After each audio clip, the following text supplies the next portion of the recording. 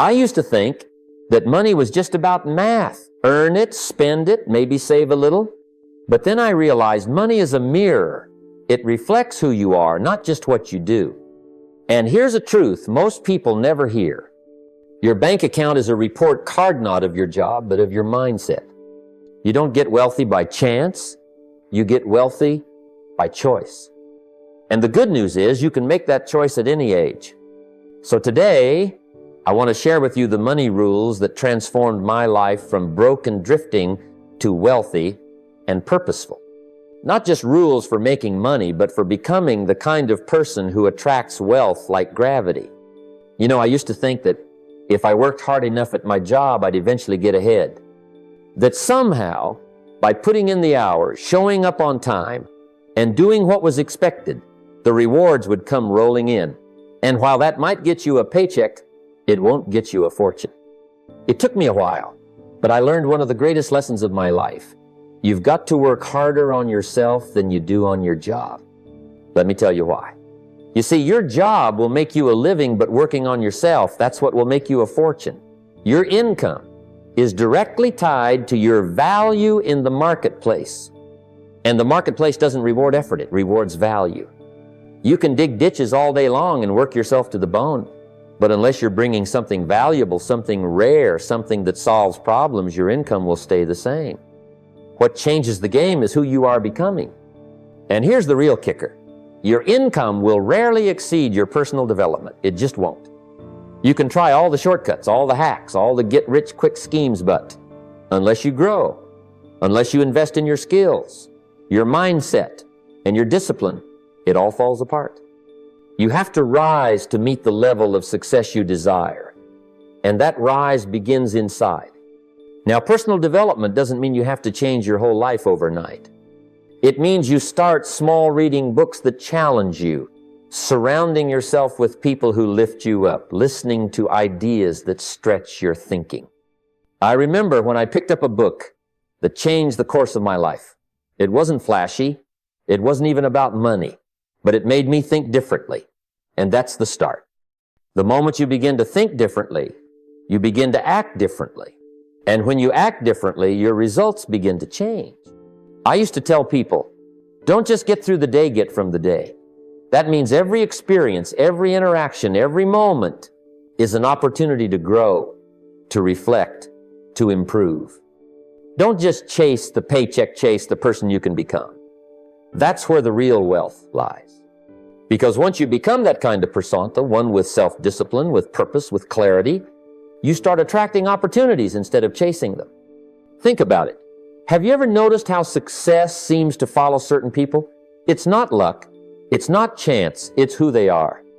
They've become someone who earns trust, commands respect, solves problems, and delivers value. And that's not a job title. It's a personal transformation. So ask yourself, what books are you reading? Who are you listening to? How are you spending your time outside of work? Because that's the real work, the invisible work. That's the soil where wealth grows. And remember, the more valuable you become, the more opportunities will seek you out without you ever needing to chase them. One of the first money rules I learned, the kind that sticks with you for life, is this. Don't spend more than you make. It sounds simple, right? But you'd be surprised how many people violate this rule every single day. They don't just spend what they earn, they spend more. They borrow, they stretch, they swipe, and before they know it, they're not just broke, they're buried in obligations. You can't build wealth that way. That's not a foundation, that's a trap. Now, I'm not here to tell you not to enjoy your life. I'm saying learn to delay gratification. That's a powerful principle, because success is not built on impulse, it's built on intention. Millionaires, real, ones not, the ones you see flashing rented cars on the internet, understand this better than anyone. They don't look rich. They grow rich, quietly, consistently. They understand that living below your means is not about sacrifice, it's about strategy, it's about freedom. I used to live paycheck to paycheck, and believe me, that lifestyle will wear you down. You're always one emergency away from chaos, one missed payment from stress. But when I finally got serious about financial discipline, I made a decision. I was going to create a gap between what I earned and what I spent. And I was going to grow that gap. That gap is where wealth is born. Because in that gap, you find your investment money, you find your opportunity fund, you find peace of mind. And that's worth more than any gadget, any fancy dinner, or any outfit trying to impress people who aren't even paying attention. Let me give you a practical example. Let's say you make $3,000 a month. If you live on $2,500 and save or invest the rest, you're not just keeping money, you're buying options. You're buying time. You're buying control over your future. Most people think financial freedom comes from making more. No, it starts with keeping more. Because what good is earning more if you're spending even more than that? I remember meeting a young man who was frustrated. He said, "Jim, I just got a raise, but I still feel broke."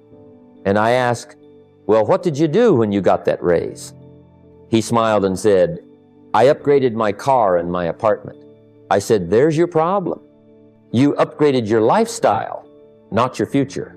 The wealthy use raises to increase their investments, not their expenses.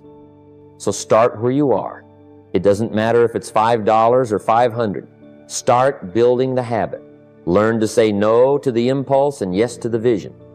Because every dollar you save or invest is a seed. And seeds don't grow in the hands of the impatient, they grow in the hands of the disciplined. And that's the rule. Don't spend more than you make. Live below your means. Let your money grow in silence, because wealth doesn't scream at whispers. You know, I learned a long time ago that money doesn't just go to the hardest worker. If it did, every construction worker and coal miner would be a millionaire. No, money goes to those who develop a philosophy for wealth, a set of beliefs that guide how they think, how they behave, and how they manage what comes into their life. And let me tell you, if your philosophy is off, your finances will be too. Now, what is a philosophy? It's not just a few quotes you like to post on the wall. It's your operating system. It's how you see the world. It's how you respond to opportunity.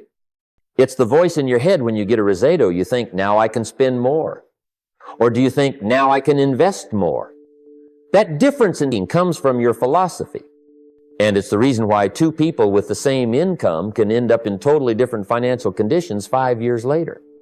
I used to have what I call a survival philosophy. Just make it through. Just pay the bills. Just keep your head above water. But then I realized if that's all I expect, that's all I'll ever have. So I started changing the way I thought about money.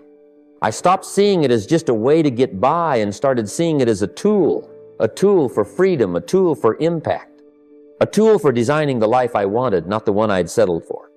See, wealth is not a number. It's a mindset. And your mindset is built by your philosophy. Do you believe money is scarce or abundant? Do you believe the rich are greedy or generous? Do you think wealth is earned or inherited?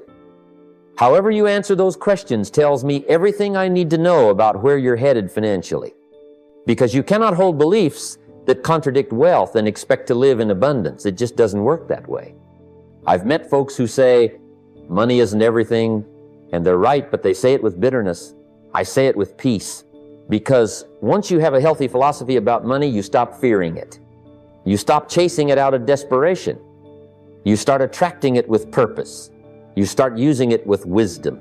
You stop looking at what you can buy and you start looking at what you can build. That's when things change.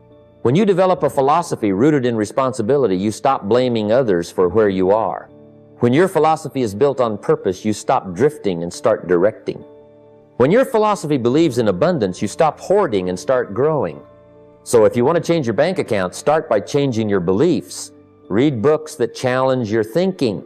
Spend time with people who think bigger. Reflect on the financial patterns in your life and ask, where did this come from? Does it serve me? And most importantly, choose a philosophy that aligns with the life you want, not the one you've outgrown. Because in the end, your money will always follow your mind. Let me tell you something simple but profound. Save a portion of every dollar you earn. Now, I know what some people think when they hear that. But Jim, I barely make enough to get by. And I understand that feeling because I've been there. There was a time when I couldn't rub two nickels together. But I also learned something critical in those lean years. It's not about the amount, it's about the habit. If you won't save a dime out of $1, you won't save 100 out of 1,000 or 1,000 out of 10,000. It's the principle, not the paycheck, that determines your financial future. Saving money isn't just about putting cash in the bank. It's about who you're becoming by doing it. You're becoming someone disciplined, someone forward-thinking, someone who values tomorrow as much as they value today. I used to joke that if your outgo exceeds your income, your upkeep will be your downfall. But it's not really a joke, it's a warning. If you make $5,000 and spend $5,100, you're in trouble. But if you make $5,000 and save $500, you're building a future. And more than that, you're building character. A lot of folks think that saving is boring. They'd rather spend it on entertainment, gadgets, or things that fade with time. But listen, wealth doesn't come from flashy choices. It comes from wise ones. When you learn to set aside even a small percentage of what you earn, you start gaining control, being a servant to your circumstances. You start saying, I'm in charge here.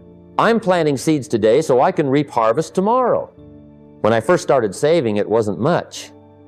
But I treated those few dollars like they were sacred. I didn't touch them. I let them grow. And what began as a trickle turned into a stream and later a river. That's the magic of consistency. A little saved consistently beats a lot wasted occasionally. It's the same principle as working out, reading books, or investing in relationships. You don't need giant leaps. You need steady steps. And let me add this, saving is not hoarding. It's not about fear, it's about freedom. You're not saving to never spend. You're saving so that when opportunity comes, you're ready. When hard times hit, you're covered. When others panic, you remain calm. Because you didn't just spend, you planned. So don't tell yourself you can't afford to save. Tell yourself you can't afford not to. Even if it's just a small portion, 10%, 5%, even 1%, start the habit. Because if you do it now, while it's small, you'll keep doing it when it's big. It's not about waiting for wealth to start acting wealthy. It's about acting with wisdom before wealth ever arrives.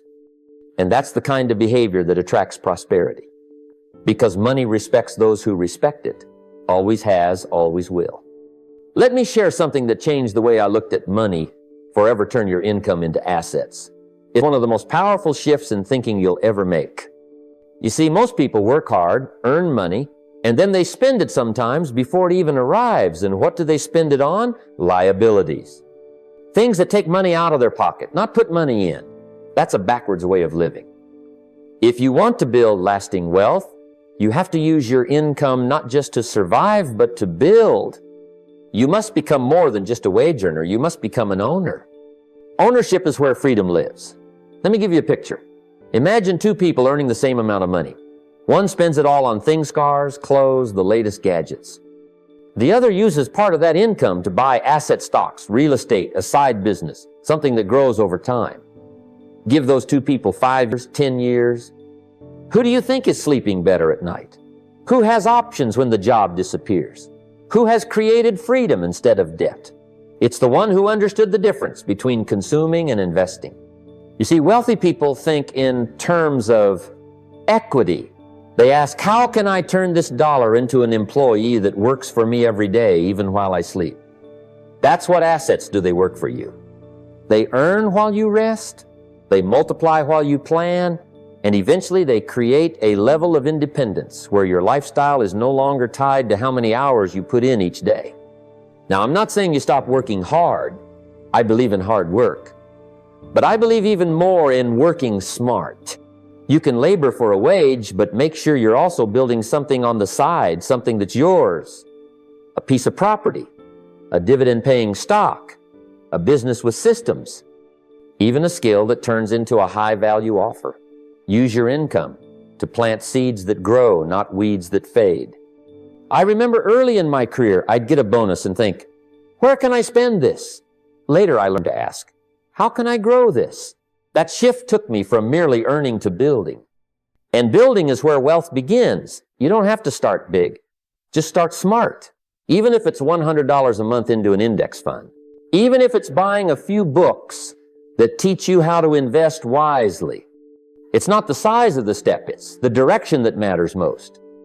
Assets protect you from the storms of life. They create margin. They give you leverage. And eventually, they allow you to make choices not based on desperation, but on vision. So don't just trade your time for money, trade your money for freedom. Convert income into ownership. And watch how your life begins to change, not just financially, but mentally. Because there's something powerful about knowing that every dollar you earn has the potential to create more. That's how you build wealth, not by spending more, but by owning more. Let me tell you, one of the greatest secrets to wealth is hiding in plain sight. It's not some magical investment or a one-time windfall. It's the quiet force of compound growth. And once you understand it, not just intellectually, but emotionally, it will change how you approach everything, from your finances to your daily habits.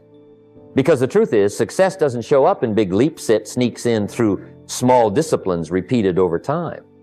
Now, when most people hear the word compound, they think of interest in a savings account. And yes, that's a part of it. But the principle is so much bigger. It's not just what happens to your money when it earns interest, it's what happens to your habits, your learning, your relationships, your character when they are built daily. Compounding is the force that takes something small and turns it into something unstoppable. Let me give you a picture. If you invested just $5 a day less than a fancy coffee in something earning even modest returns, say 8% over 30 years, you wouldn't have a few $1,000s. You'd have well over $200,000. That's the quiet miracle of compound growth. But here's the real magic. It works the same way with your thinking. Read 10 pages of a good book every day for a year that's 3,650 pages. That's the equivalent of 10 or 12 full books, packed with strategies, insights, and tools to improve your life. But most people won't do that, not because it's too hard, but because it's too easy to ignore.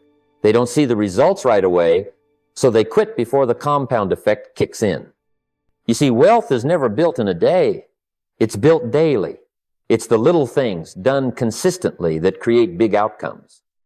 Every time you make a wise financial choice, every time you choose to invest rather than spend, every time you learn something new instead of wasting time, you're adding to your compound bank of success. It may not feel like much now, but give it time. Compound growth rewards the patient, the disciplined, and the intentional. I used to tell people, don't just look for an explosive breakthrough, look for an exponential trajectory. Because here's what happens. At first, growth feels slow, like you're pushing a giant flywheel inch by inch, day after day. But then momentum takes over. The results start multiplying. Your confidence grows. Your knowledge stacks. Your assets start generating income. And what once felt impossible becomes inevitable. Now here's the key. It works in reverse too. Neglect also compounds. Skip saving for 1 month? Not a big deal. But do it for 5 years and you're way behind. Skip learning, stop growing, coast for a little while, and suddenly mediocrity creeps in. So compound growth is always at work. The question is, which direction are you letting it take you? If you'll stay consistent, if you'll trust the process, and build just a little each day, your finances, your mindset, your habits, you'll wake up one day to a life that's not just successful, but extraordinary. Because the most powerful thing about compound growth is that it never stops working unless you stop feeding it. So feed it wisely. Let me give you one of the most powerful wealth principles I ever discovered. One that doesn't come from a textbook or a financial planner, but from life itself. Your associations shape your destiny. Who you choose to spend time with has a direct impact on your mindset, your habits, and ultimately your bank account. You've heard it said before, you are the average of the 5 people you spend the most time with. And let me tell you, that's not just a clever saying, it's a reality that plays out in your income, your confidence, your beliefs, and your future. If you're always surrounded by people who complain about money, who mock success, who avoid responsibility, guess what? That thinking seeps into your own. You start to believe maybe wealth is for those people. Maybe life is about surviving, not thriving. You begin to justify mediocrity because that's the environment you're marinating in. But if you make the conscious choice to seek out wealth-minded people, those who talk about ideas, growth, purpose, and legacy, you begin to level up without even realizing it. Their language becomes your language. Their standards become your standards. Their mindset contagious. I'll tell you from experience. I was once surrounded by folks who lived for the weekend, who laughed at the idea of personal development, who thought investing was for the lucky few. And it wasn't that they were bad people, they just didn't know any better. But when I started spending time with people who were hungry for more, who studied wealth building, who read books, took action, and lifted others, it changed my entire course. Not overnight, but gradually my thinking expanded. My vision grew. My habits improved. And so did my results. You see, wealth isn't just about what you do, it's about who you do life with. When you're around those who stretch you, challenge you, and remind you of what's possible, you start to make better decisions automatically. You don't want to be the weak link. You start saving more, reading more, showing up with more excellence, because that's the environment, that's the expectation. Now, I'm not saying you abandon everyone from your past, but I am saying you have to be strategic with your circle. Some people are meant for your memories, not your momentum. And sometimes the greatest act of self-love is outgrowing environments that no longer support your potential. So be kind, but be clear. You're building a future. You're developing a millionaire mindset. And that requires reinforcement from the outside in. So here's the challenge. Audit your circle. Who are you letting speak into your life? Who are you learning from? Who are you walking with daily? If the answer isn't pulling you higher, it's probably dragging you lower. Choose wisely, because your network isn't just a reflection of your present, it's a prediction of your future. Let me give you a truth that will never go out of style. If you want to earn more, become more valuable. That's the secret. It's not about demanding more money. It's about deserving more money. The marketplace doesn't respond to need, it responds to value. So if you want to elevate your income, don't chase the paycheck, chase the contribution. Your income is determined by the value you bring to the market placino, more, no less. Now, what do I mean by value? Value is about solving problems, meeting needs, bringing excellence where average is expected. You become valuable when you bring something to the table that others depend on, admire, and want to be around. I remember early in my career, I was struggling financially, and I thought the solution was to work harder. So I put in more hours, took on more tasks, but my results didn't change much until I realized that it wasn't about time, it was about transformation. I had to transform myself into someone who could do something exceptional. That's when the shift happened. I started to read, I started to practice, I started to build rare skills, and as I became more, I earned more. You see, most people want to be paid more but haven't changed their level of value in years. They want to be rewarded without reinvention, but life doesn't work that way. Money is just a certificate of value delivered. So, the question you must ask is, how can I bring more? How can I solve bigger problems? How can I do what I do with more excellence, more insight, more intention? And here's a mindset that changed everything for me. Give more value than you get paid for. That's right, give more. Go above and beyond. Do the extra, not because someone's watching, but because it builds something in you. It makes you magnetic. When you show up with that kind of spirit, people notice. You get remembered. Opportunities find their way to you. You become the kind of person people want to do business with, follow, and promote. Let me give you a practical example. Suppose you're in sales. Don't just sell the product. Educate your client. Help them solve a problem. Check on them after the deal closes. You just added value far beyond the transaction. Or let's say you're a manager. Don't just run meetings, build people. Lead them, inspire them, make them better. You'll find that the return on that investment over time is extraordinary. Now here's what's beautiful. You can start this wherever you are, no matter your role, no matter your paycheck. Value doesn't depend on your title, it depends on your mindset. Start showing up with more excellence, more ideas, more contribution. Make it your personal mission to leave every situation better than you found it. Because if you consistently give more than you're paid for, it won't be long before you're paid far more than what you give. That's the magic. That's the principle. And that's how you build wealth, not just in your bank account, but in your reputation, your influence, and your life. Let me give you a word of caution that's worth its weight in gold. Never rely on just one source of income. One income is too close to zero.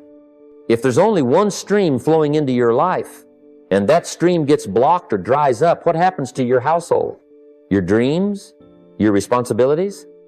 You see, wealthy people understand something that many don't. They build income like they build a wall, brick by brick, stream by stream, layer by layer. That's how you protect your future. I learned this lesson the hard way. In my early years, I had one source of income. I thought it was secure. But when circumstances shifted, so did my paycheck end with it, my sense of stability. That experience taught me that real freedom doesn't come from just earning more. It comes from building resilience. And resilience is built through diversification. Not just financial diversification, but the ability to generate value in multiple ways. You've got talents, you've got experiences, you've got knowledge. Why not turn them into multiple avenues of income? That might mean starting something on the side, investing in a project, creating something once that pays you again and again, like writing, teaching, or building a digital product. Maybe it's owning a piece of a business or generating passive income through smart investments. The details will vary, but the principle remains. One is too risky, two is better, three or more, that's wealth insurance. Now, let me be clear, this doesn't mean spreading yourself thin or chasing a dozen things at once with no mastery. No, what I'm saying is, develop one income stream, and once it's stable and flowing, start thinking about the next. Stack them strategically. Think like an investor. Think like an owner. Because owners build freedom, employees trade time for it. If you work a job, that's fine, but don't let it be your ceiling. Let it be your launching pad. Use the money, the experience, and the connections to build your next stream. Use your evenings, weekends, or even an hour a day to invest in something that can grow. And don't be discouraged if it's small at first. Remember, oak trees start as acorns. But over time, that little stream can become a river. You must decide. Do you want to be one decision away from crisis or many streams away from security? Millionaires never put all their eggs in one basket because they know the market shifts, industries change, life happens. But when you have more than one source, you sleep better, you walk taller. You plan bigger?